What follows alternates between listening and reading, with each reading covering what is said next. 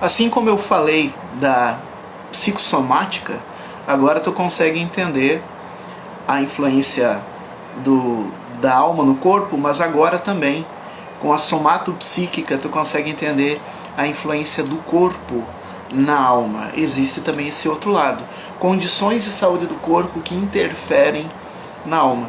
Gente, para começar, qualquer mal-estar físico que a gente estiver sofrendo, seja uma unha encravada, já vai afetar um pouco o nosso humor.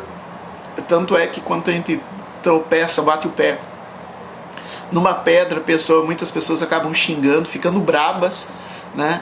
Então sim, afeta o humor. Qualquer desordem no nosso corpo vai afetar o nosso humor, né? Seja o que for. Mas intensamente a ponto de prejudicar a saúde emocional, algumas condições são especiais, principalmente questões que mexem com o metabolismo do corpo. Por exemplo, é muito comum pessoas que sofrem de diabetes, que têm uma produção de insulina baixa ou quase inexistente ou inexistente, e com isso ficam muito fácil de se intoxicar com carboidrato, com glicose. Essas pessoas vão ter tendências à irritação, à depressão, e isso faz parte, a ansiedade, isso faz parte, a ponto até do estado emocional ficar mudando. Mesma coisa, problemas de coração, a pessoa pode ter tendência a ficar hipersensível, hiperreativo. Pessoas que passaram por alguns tipos de cirurgia, tipo cirurgia de estômago, cirurgia no intestino, claro, cirurgia também neurológica e cirurgia sexual, no caso, né, de esterectomia, né, retirada da parte interna feminina, ou de testículo, né, no homem. Isso tudo interfere. Também mudança de cirurgia de configuração de gênero, uma coisa assim, eu esqueci o nome agora. Tudo isso interfere.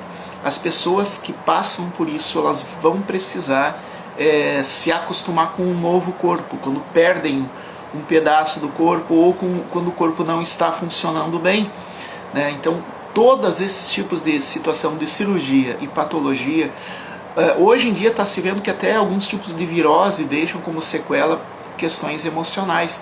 O próprio Covid-19 deixa questões emocionais, questão de memória, falha, questão de humor, tendência à depressão.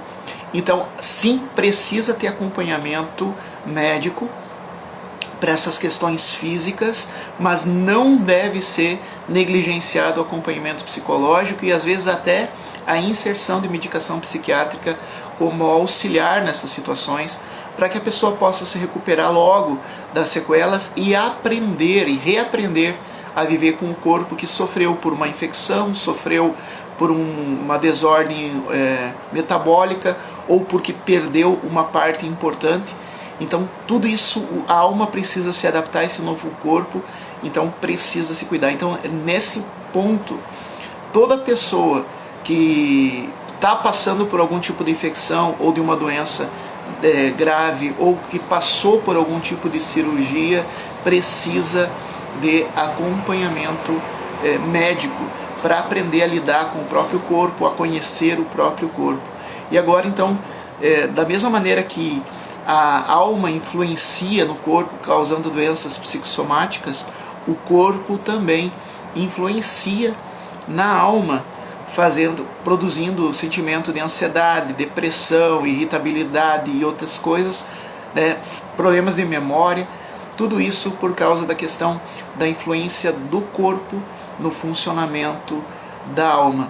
Eu estava falando, né, no outro vídeo sobre a psicossomática, e agora eu estou falando da somatopsíquica, para que a gente consiga entender que corpo e alma estão interligados, é uma coisa só. E também vou falar sobre espírito, né, corpo, alma e espírito, mas hoje estou falando sobre somatopsíquico, da mesma maneira que eu ajudei vocês a entenderem a psicossomática.